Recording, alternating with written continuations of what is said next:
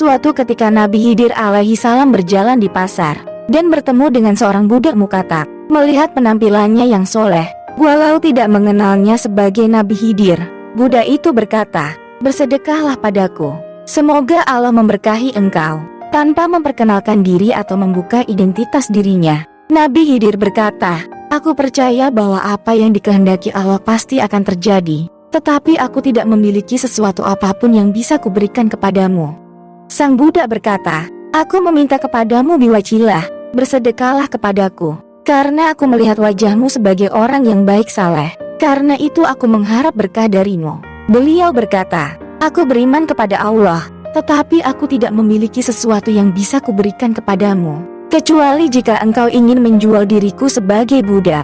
Budak itu terpana memandang Nabi Khidir seolah tidak percaya dirinya sendiri sebagai budak. Bagaimana mungkin bisa menjual orang merdeka sebagai budak? Kemudian ia berkata, "Apakah hal itu boleh dilakukan?" Beliau berkata, "Engkau telah meminta kepadaku dengan atas nama Allah yang Maha Agung, dan aku tidak bisa mengecewakan engkau demi wajah Tuhanku.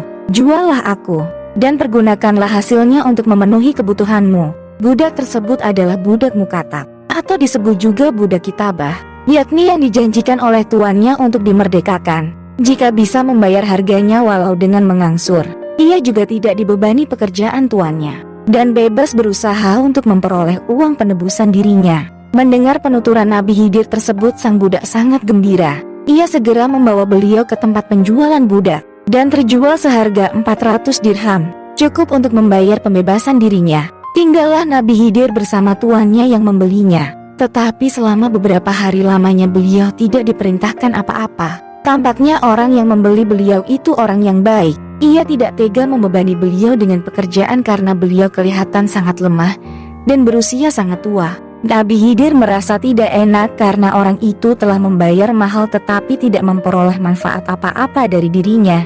Suatu ketika tuannya itu akan pergi untuk suatu keperluan. Beliau berkata, "Anda telah membeli diriku sebagai budak, maka perintahkanlah pada diriku untuk mengerjakan sesuatu." Orang itu yang juga tidak mengetahui kalau budak yang dibelinya adalah Nabi Khidir, ia berkata, "Aku khawatir akan memberatkan dirimu. Engkau tampak telah sangat tua dan lemah." Beliau menjawab, "Tidak ada sesuatu yang memberatkan diriku." "Baiklah kalau engkau memaksa," kata orang itu, "pindahkanlah batu-batu di halaman ini ke belakang." Di halaman rumah orang itu memang banyak berserak batu-batu yang cukup besar, yang membutuhkan beberapa hari untuk dipindahkan ke belakang rumahnya. Jika dipindahkan dalam satu hari, membutuhkan setidaknya 6 orang yang cukup kuat dan kekar.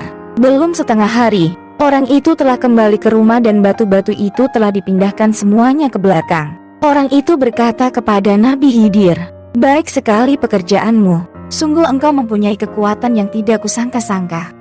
Suatu ketika orang itu memanggil Nabi Khidir dan berkata, "Aku akan pergi beberapa hari lamanya. Jagalah keluargaku dengan baik." Beliau berkata, "Baiklah, tetapi perintahkanlah pula aku mengerjakan sesuatu." Orang itu berkata, "Aku khawatir akan memberatkan dirimu." Beliau berkata lagi, "Tidak ada sesuatu yang akan memberatkan diriku." Orang itu terdiam sejenak. Ia sungguh tidak tega memberi beban pekerjaan kepada orang yang telah tampak sangat tua tersebut. Tetapi karena memaksa, ia berkata, "Jika demikian, buatlah batu bata. Aku akan membuat rumah setelah pulang dari perjalanan ini." Tentu saja pekerjaan yang amat mudah bagi Nabi Khidir. Bahkan lebih dari itu pun beliau bisa melakukannya, karena beliau memang dikarunia Allah berbagai macam karomah. Beberapa hari berlalu, orang itu pulang kembali tetapi ia tidak menemukan tumpukan batu bata. Sebaliknya ia melihat suatu rumah cukup megah, sesuai dengan yang direncanakannya, pada tempat yang disiapkannya. Ia tidak mengerti, padahal ia tidak pernah menceritakan gambaran rumah yang ingin dibangunnya kepada siapapun. Orang itu segera menemui Nabi Khidir di tempatnya, dan berkata, "Aku akan bertanya kepadamu biwajillah, siapakah sebenarnya engkau ini?"